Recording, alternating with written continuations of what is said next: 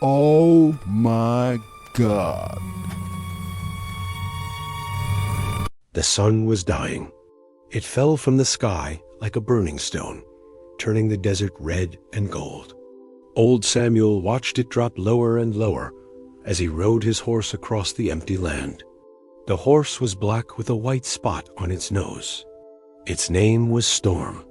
Samuel was a tall man with a weathered face.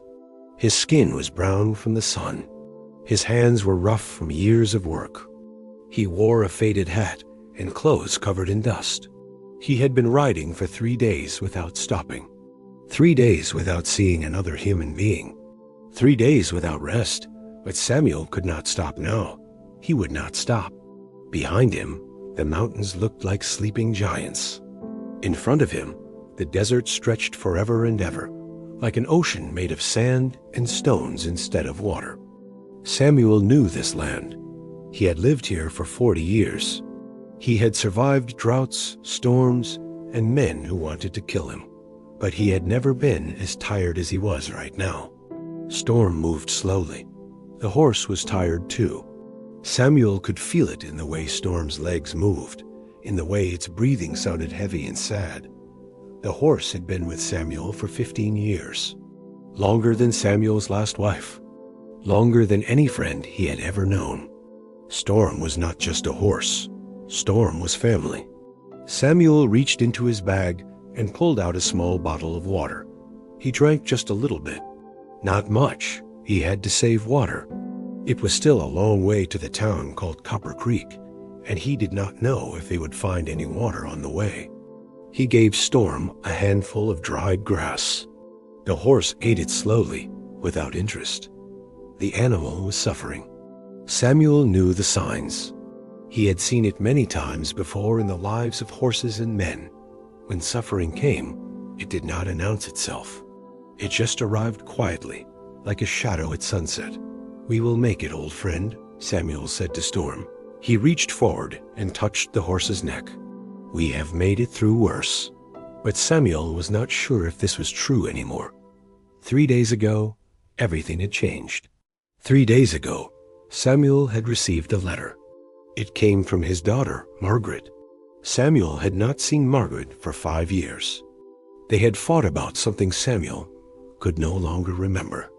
Something about money or choices or the way Samuel lived his life. By the time Samuel wanted to fix it, Margaret had married a man named Richard and moved far away. They had sent letters sometimes, but the letters became fewer and fewer. Then the letter arrived. It was short, just a few sentences. Margaret's husband was gone run away with another woman. Margaret was alone with 3 children and no money. The farm was going to be taken away. She needed help. She needed her father. There was one more line. It said, "Papa, if you still love me, please come." Samuel had read that letter 50 times. Each time, it broke something inside him. He had left everything. He had left his ranch, his animals, his comfortable life. He had left the only place he had ever felt safe. He took only Storm and some supplies.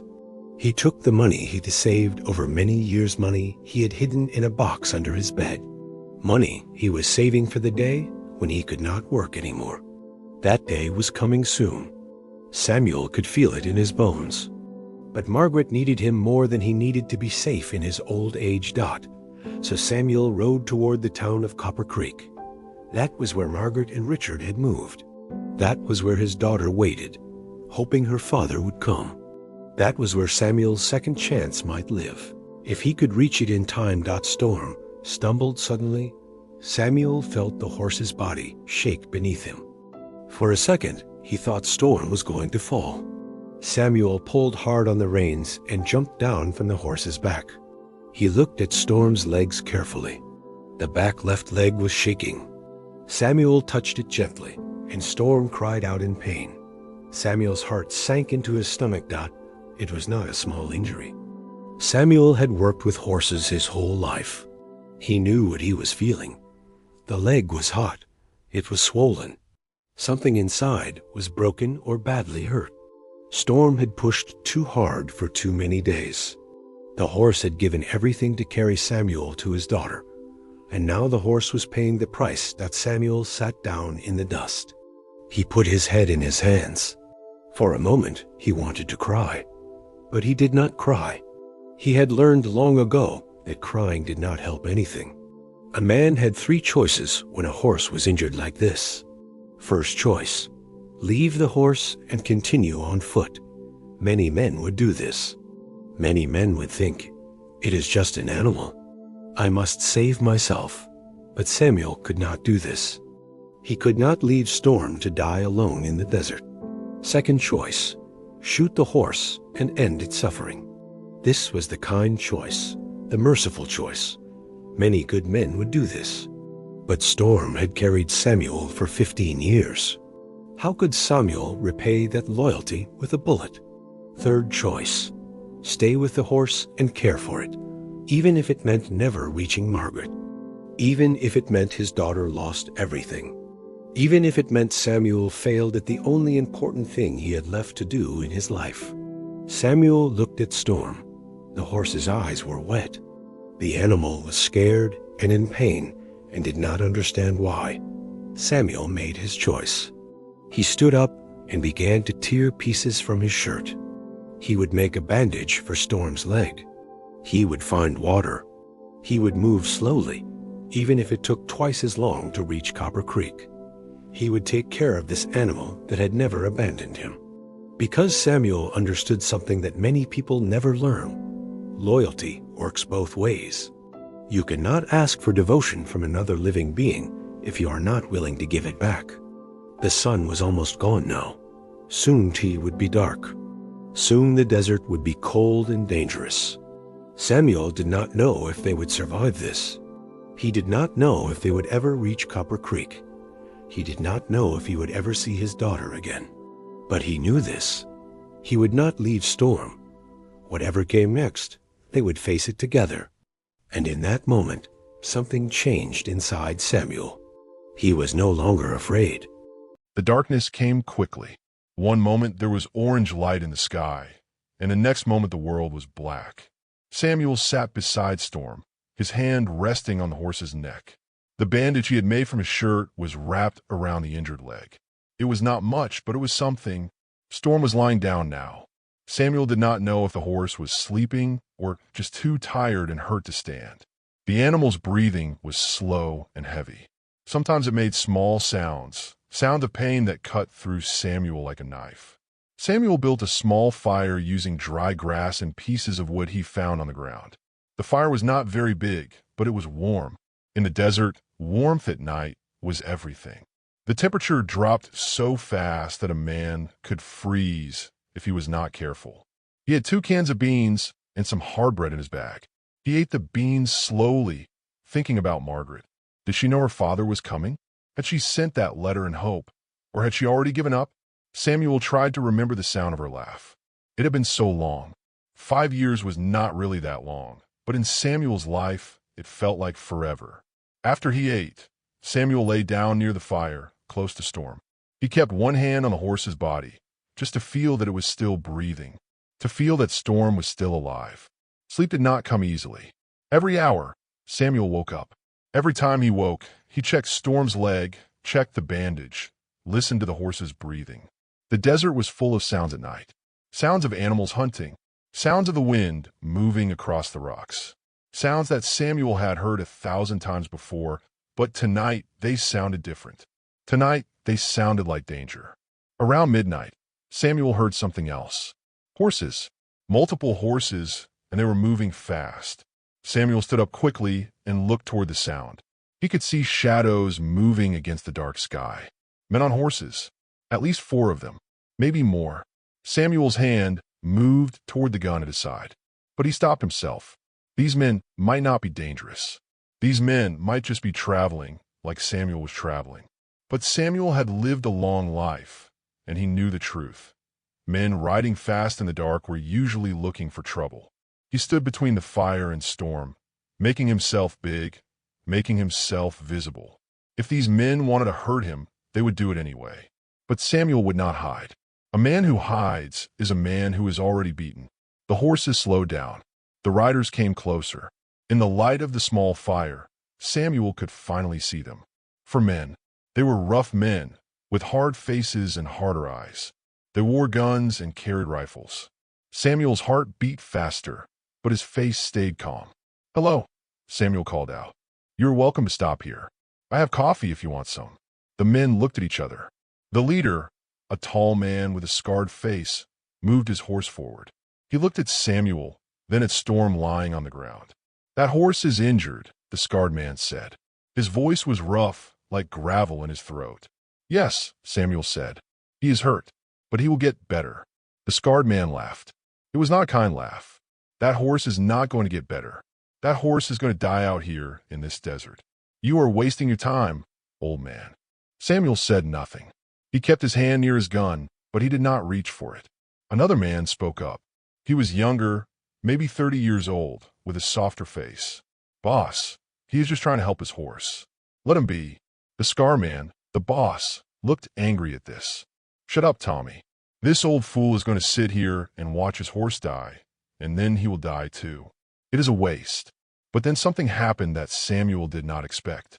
The young man, named Tommy, dismounted from his horse. He came over to Samuel and looked at Storm carefully. His hands were gentle when he touched the horse's leg. He knew what he was doing. "This horse can recover," Tommy said, "but he needs rest and water and clean bandages. Has this old man tried to move with him?" "No," Samuel said. "I stopped when the injury happened. I will not move until he is stronger." Tommy looked at Samuel for a long moment. Then he nodded, like he understood something important. "You love this horse," Tommy said. "Yes," Samuel said simply. The boss called out from his horse. "Tommy, get back here. We are leaving." But Tommy did not move.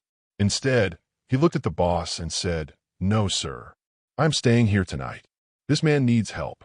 The scar boss became very angry. He reached for his gun, but Tommy was faster. Tommy's hand moved to his own gun, and for a moment, everything became very still. The two men looked at each other. The boss's face was red with anger. "You are fired," the boss said. "I know," Tommy replied, "but I'm staying anyway." The boss and the other two men left, riding fast back into the darkness. Samuel and Tommy stood in the firelight, two strangers who had just become something like friends. Tommy worked through the night. He had supplies in his bag, good bandages, medicine salts, water. He cleaned Storm's leg carefully and wrapped it properly. He talked softly to the horse, the way Samuel did. He understood that horses were not just animals. They were living beings that could feel kindness and cruelty. "I used to work with horses," Tommy explained, "before I got mixed up with that bad man. I had forgotten why I loved it. Watching you care for this horse, it reminded me." Samuel and Tommy sat by the fire and talked until dawn came. Tommy told Samuel about his life, about mistakes he had made, about a woman he had loved who left him. Samuel told Tommy about Margaret, about the letter, about the journey. When the sun came up, Storm was still breathing. The horse was still alive. And now Samuel had help. "I will stay with you," Tommy said, "at least until your horse is strong enough to travel. I owe that much to this animal." Samuel felt something warm in his chest that was not from the fire. It was hope. It was the feeling that maybe, just maybe, everything would be all right. Maybe they would reach Copper Creek after all. Samuel and Tommy stayed in the same place, not moving, not traveling. They made a small camp near some rocks that gave them shelter from the wind. Every day, Tommy cared for Storm's injured leg. Every day, the horse got a little bit better. The swelling went down. The color of the skin returned to normal. Storm began to eat more and move around slowly. But 5 days of waiting meant something important to Samuel. Time was running out. He did not tell Tommy this, but Samuel knew. Every day they stayed in one place, Margaret was getting more desperate. Every day, the people who wanted to take her farm were getting closer. Every day, she was losing hope that her father would come. Samuel sat by the fire on the 5th night, looking at the stars. Tommy sat beside him, cleaning his rifle. The young man had not said much about what he wanted to do next. Would he continue with Samuel to Copper Creek? Would he leave and try to find work somewhere else? Samuel did not know, and he did not want to ask. He He had learned long ago that asking for things usually meant not getting them. How much further to Copper Creek? Tommy asked suddenly, like he was reading Samuel's mind. 3 days, Samuel said. Maybe 4, if we can travel slowly. And Storm will be ready? Samuel looked at the horse. Storm was sleeping now, but the sleep was peaceful. The horse's breathing was strong and steady. The leg was much better, though not completely healed. Samuel knew that animals, like people, could sometimes do things even when they were not completely ready. Sometimes necessity was stronger than injury. Storm will be ready, Samuel said. Because Storm has to be ready. Tommy was quiet for a long time. Then he said, Your daughter is very lucky. Why do you say that? Samuel asked. Because you came? Tommy said. Most men would not leave everything for a daughter. Most men would make excuses. Most men would say it was too far, or too dangerous, or they had too much to lose. But you came anyway. Samuel did not know what to say. He had not thought about it that way. He had only thought about Margaret's letter and the words, if you still love me. He had only thought about the 5 years of silence and how he could not let it continue forever. The next morning, something unexpected happened. A dust cloud appeared on the horizon. Samuel saw it first, and his hand went to his gun. But Tommy stood up and looked carefully, then his face went pale. It is them, Tommy said. The boss and the men. They're coming back. How do you know? Samuel asked. Because I can recognize the way that horse moves. Tommy pointed at the dust. The boss rides a white stallion. That is a white stallion in the middle. Samuel's heart began to beat faster. What do they want? Me, Tommy said simply. The boss does not like when men leave him. He does not like being told no. He will want to punish me. The dust cloud was getting closer. Samuel could see the horses now and the men on them. For men, just like before. The scarred boss was in the middle, riding the white stallion that Tommy had described. We should run, Tommy said. We can get Storm and... No, Samuel interrupted. Storm is not strong enough to run, and I will not risk this horse again. Samuel stood up and walked forward, away from the camp, away from Storm. He stood alone in the open desert, waiting. Tommy tried to stop him, but Samuel shook his head. Stay with the horse, Samuel said. That is all I ask. The boss and his men rode up and stopped a few feet away from Samuel. Dust swirled around them like smoke from a fire. The boss looked down at Samuel with a smile that was not kind. Well, the boss said. The old man is still here, and my former employee is still with you. I did not think Tommy was that kind of fool. He is not a fool, Samuel said. His voice was steady and calm, though his hands were shaking. He is a good man. He helped me because it was the right thing to do. The boss laughed. It was a cruel, ugly sound. The right thing? There is no right thing out here in the desert, old man. There is only strong and weak. There is only winners and losers. Tommy was weak, so I am here to remind him what happens to weak men. The boss's hand moved toward his gun, but then something happened that surprised everyone. Storm screamed. The horse's cry was loud and terrible, a sound of pure pain and fear. The injured horse suddenly stood up on its back legs, even though it was hurt, even though it was weak. Storm reared up like a wild animal, thrashing and screaming. The sound was so loud, so shocking, that even the boss's white stallion became frightened. The white horse began to buck and jump, trying to throw the boss off its back. In the confusion, the boss fell to the ground hard. He hit his head on a rock and did not move. The other 3 men did not know what to do. One of them jumped down from his horse and tried to help the boss. Another man tried to calm the horses. Everything was chaos and noise and fear. Samuel ran back to Storm. Tommy was there already, holding the horse, speaking softly to calm it. Storm's eyes were wild with pain from the effort, but gradually the horse settled. The screaming stopped. The thrashing stopped. By then, the boss's men had picked up the scarred man and put him on his white horse. The boss's eyes were open, but he looked hurt and confused. One of the men looked at Samuel with fear in his eyes. Come on, that man said to the others. Let us go. Let us get out of here. They rode away, leaving dust behind them. Samuel and Tommy stood together, watching them disappear into the desert. Neither man spoke for a long time. They both understood what had just happened. Storm, the injured horse, had saved their lives. The animal had somehow known that danger was coming. And in that moment, Storm had found the strength to fight, even though the horse was weak and hurt. "Did you see that?" Tommy whispered. "Yes," Samuel said. "I saw it. That horse loves you," Tommy said. "More than I have ever seen an animal love a person." Samuel put his hand on Storm's neck. The horse was trembling, tired from the effort. But the horse was alive. And more than that, the horse had chosen to fight for Samuel, just like Samuel had chosen to fight for the horse. Loyalty, Samuel thought. Real loyalty. "Tomorrow," Samuel said. "Tomorrow we ride to Copper Creek. Storm is strong enough now." And Tommy nodded because he understood. Some things were more important than waiting to be completely ready. Some things were about courage. Some things were about love. They left before sunrise. Samuel wanted to travel early, before the heat of the day arrived. Storm was stronger now, but the horse was still not completely healed. The injured leg was still tender.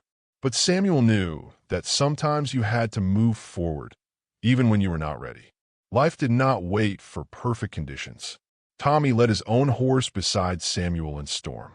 The young man had decided to stay. He had not said it directly, but Samuel understood. Tommy had nowhere else to go. The boss would hunt him if he went back to town. The life Tommy had lived before, the life of riding with dangerous men, was finished now. So Tommy had chosen a new path.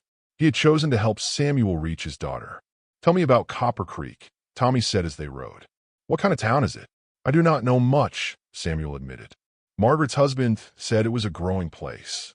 New people coming. New businesses. They said there was good land for farming around the town. "But you have never been there?" Tommy asked. "No," Samuel said. "I have never been there. I only know what Margaret wrote. And I know the directions she gave me." They rode for most of the day without stopping. The landscape began to change slowly. The rocks became smaller. The sand became less red and more brown. There were more plants now, bushes and small trees that showed water was nearby. They were moving out of the deep desert and into land where people could actually live. But as the sun started to fall, something happened that made Samuel stop. A town appeared in the distance. Not Copper Creek. A different town. A small town with maybe 15 buildings. Samuel could see the church steeple, the general store, and what looked like a saloon. Smoke was coming from several buildings. "Should we stop here?" Tommy asked. "We could get food, water for the horses." Samuel wanted to say no. He wanted to keep riding. Every hour felt important now. Margaret was so close, only 2 or 3 days away. But he also knew the truth. Storm needed rest. The horse needed food and water and time to recover. And Tommy was right. They needed supplies. "We will stop," Samuel said finally. "But we will be careful. We will not stay long."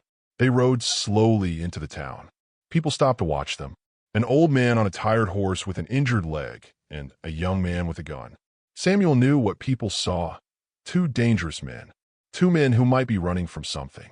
2 men who might be wanted for crimes. Samuel had learned long ago that people judge too quickly, but he could not blame them. In the Wild West, judgment was usually correct. They went to the general store first. The owner was a fat man with a kind face. He did not ask questions. He simply sold them dried meat, beans, water, and fresh bandages for Storm's leg. Tommy paid with coins he had saved. Then they found a place to stay, a small barn behind the store where travelers could sleep. The owner said they could stay the night without paying much money. Storm would have hay and water. Samuel and Tommy would have a roof over their heads. But as the sun fell and darkness came, something unexpected happened. A man came to the barn. He was well-dressed, wearing a fine coat and a hat. He looked like a businessman, not a cowboy. Samuel's hand moved to his gun, but the man held up his hands to show he meant no harm. "My name is Mr. Harrison," the man said. "I'm a town doctor. The store owner told me you have a horse with an injured leg." Tommy looked at Samuel. Samuel nodded slowly. "I was a veterinarian before I became a doctor," Mr. Harrison continued. "I know about horses. If you allow me, I would like to look at your animal." "No charge." Samuel was surprised. He had not expected kindness from a stranger. He had not expected help from someone he did not know. "Yes," Samuel said. Please, look at him. Mr. Harrison examined Storm very carefully. He touched the leg gently, feeling the bones and muscles. He looked at the bandages Tommy had applied. He looked at the horse's eyes and mouth and teeth. This horse is very strong, the doctor said finally, and this young man knows what he is doing with medicine and care. The injury is healing well, but the horse needs more rest. At least 3 more days. Maybe 4. Samuel's heart sank. 3 or 4 more days meant they would not reach Copper Creek until the day after tomorrow at the earliest. Anything could happen to Margaret in that time. Anything could go wrong. But the doctor was still talking. However, Mr. Harrison said, if this horse moves slowly and carefully, and if the injury is not pushed too hard, the horse could travel tomorrow. It would be painful, but it would be possible. Samuel looked at Storm. The horse looked back at him, and Samuel saw something in the animal's eyes. Samuel saw the same thing he saw in himself, determination. Storm wanted to move forward. Storm wanted to keep going, just like Samuel did. We will leave tomorrow, Samuel said. We will move slowly. The doctor nodded. I thought you might say that. Let me give you something for the pain. It will help the horse. That night, Samuel lay in the barn beside Storm, unable to sleep. Tommy was sleeping nearby, his rifle close to his body. Samuel kept his hand on the horse's neck, feeling the heartbeat, feeling the life inside this animal. He thought about Margaret. He tried to imagine what she looked like now. 5 years was a long time. She might have changed. She might have aged like Samuel had aged. She might not even recognize him. But she had written, "If you still love me, please come." That meant something. That meant Margaret was hoping. That meant Margaret was still his daughter, even after 5 years of silence. Around midnight, Samuel heard Tommy wake up. You cannot sleep either? The young man asked. No, Samuel said. I keep thinking about what happens when we get there. What if I am too late? What if Margaret has already lost everything? Tommy sat up and looked at Samuel in the darkness. Then you will help her rebuild, Tommy said simply. That is what fathers do. That is what people do who love each other. They rebuild. They start again. You speak like someone who knows this, Samuel said. I do, Tommy said quietly. I had a father who abandoned me. I have spent my whole life angry about it. But watching you, watching how much you care about your daughter, watching how you never gave up, I think maybe I understand now why he left. Maybe he was weak. Maybe he was scared. Maybe he did not know how to be the father his son needed. Tommy's voice was sad, but also peaceful, like he was finally letting go of something heavy. You're not like my father, Tommy continued. You are the kind of man who keeps his promises. The kind of man who loves no matter what. Samuel did not know what to say. He reached over and put his hand on Tommy's shoulder. Thank you, Samuel said, for staying, for helping me. Thank you for showing me that life does not have to be the way I have been living it, Tommy replied.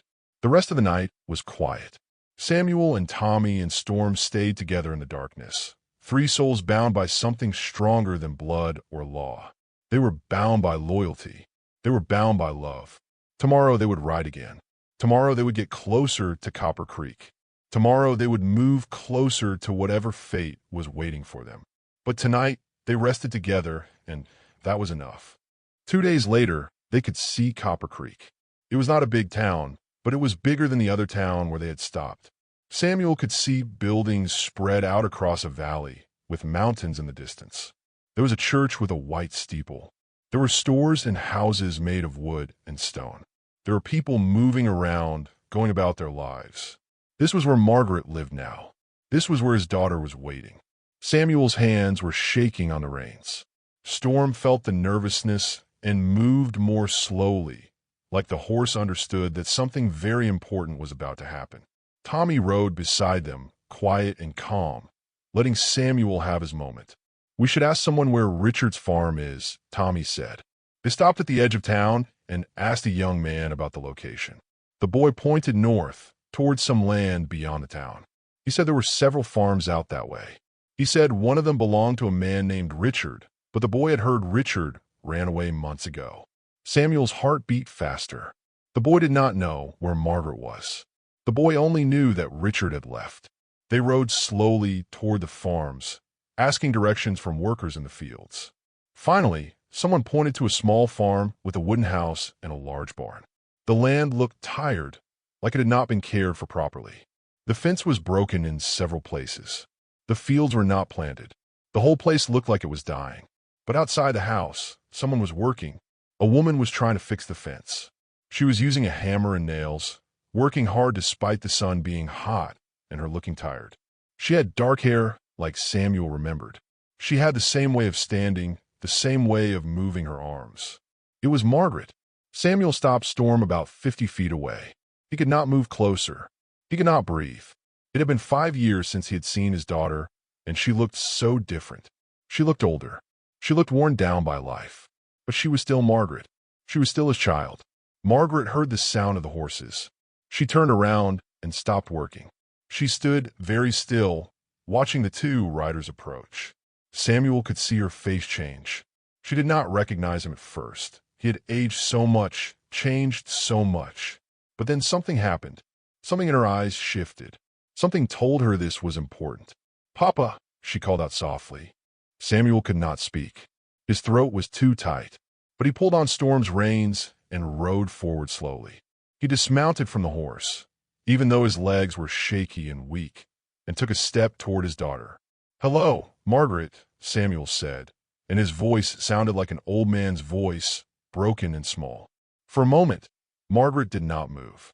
Then suddenly she was running toward him, and Samuel was running toward her, and they met in the middle of the dusty farm.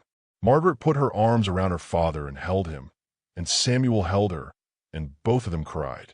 "You came," Margaret whispered. "You really came. I did not think you would come."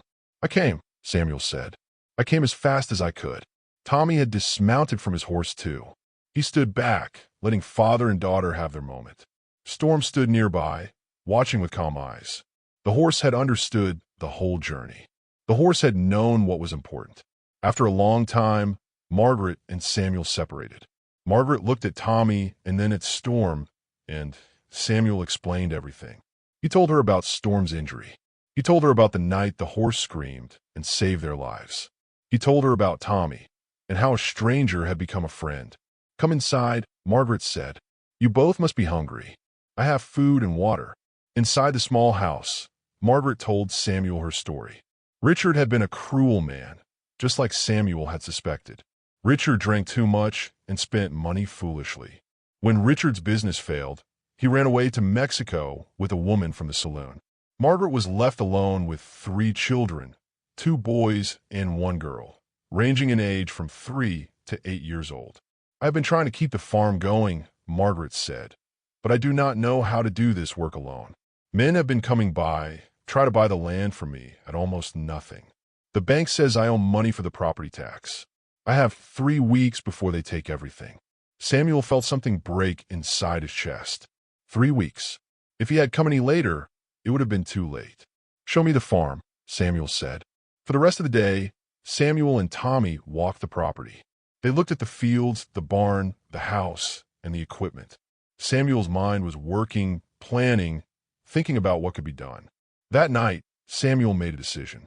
"I'm going to stay here," he told Margaret. "I'm going to help you fix this farm. I'm going to help you save this land." Margaret started to cry again. "But your ranch, Papa. You left your ranch to come here." "The ranch does not matter," Samuel said. "You matter. Your children matter. A home matters. Love matters. Everything else is just dust." Tommy came to Samuel privately that night. "I want to help too," the young man said. "I was good with horses and land before I got lost. Let me help you build this place back up." Samuel put his hand on Tommy's shoulder. "You would do that? Stay here and work." "Yes," Tommy said, "because you showed me what it means to care about something. You showed me what real strength is. It is not about guns or being tough. It is about loyalty. It is about love." The next morning, the work began. Samuel and Tommy fixed the fence first. Then they cleared the fields. Then they planted seeds, beans, corn, and wheat. They repaired the barn roof. They fixed the equipment. Samuel taught Tommy everything he knew about farming and caring for land. Tommy worked harder than Samuel had ever seen a young man work. Margaret brought food and water to the fields. She worked too, doing everything she could. The 3 children played and watched their grandfather work, and slowly they began to understand that their grandfather loved them, that he had come to save them. Storm became part of the farm too. The horse's leg healed completely. Samuel used Storm to help pull the plow. The horse that had been abandoned and broken became a symbol of hope for this small family. Storm became the strongest worker on the farm, pulling harder and longer than any other animal. Storm had survived suffering, and now the horse was helping others survive. 3 months later, something important happened. A buyer came to the farm, a wealthy man from back east who was investing in Western land. He looked at the fields, now full of growing crops. He looked at the barn, now strong and well-maintained. He looked at Storm, now healthy and powerful. He looked at Samuel and Tommy and Margaret and the 3 children working together as a family. "I will pay good money for this property," the buyer said, "but I do not think you want to sell it." Samuel shook his head. "No, this is my daughter's home. This is my family's land. This is not for sale." The buyer smiled. "I thought so. A man who loves his land and his family. That is a rare thing. That is worth more than any amount of money." The buyer left, and Samuel knew that they would be all right. The farm would survive. Margaret would survive.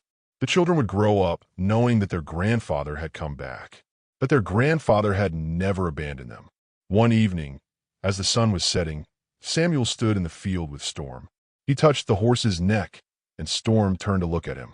Samuel saw in those eyes everything that had happened. He saw the desert, the fear, the pain, the loyalty. He saw a horse that had chosen to fight for its human, just like Samuel had chosen to fight for his daughter.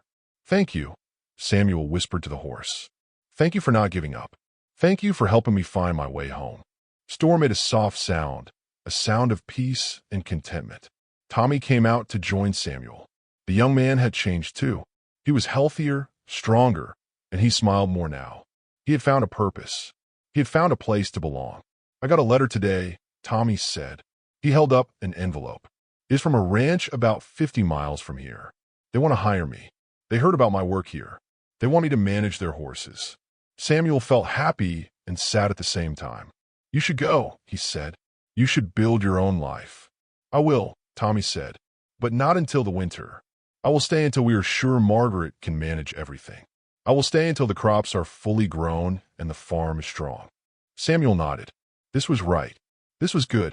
As darkness fell over Copper Creek, Samuel stood with his daughter and her children and his new friend Tommy. They all stood together, watching the stars come out in the desert sky. Storm stood nearby, calm and peaceful, his injured leg completely healed.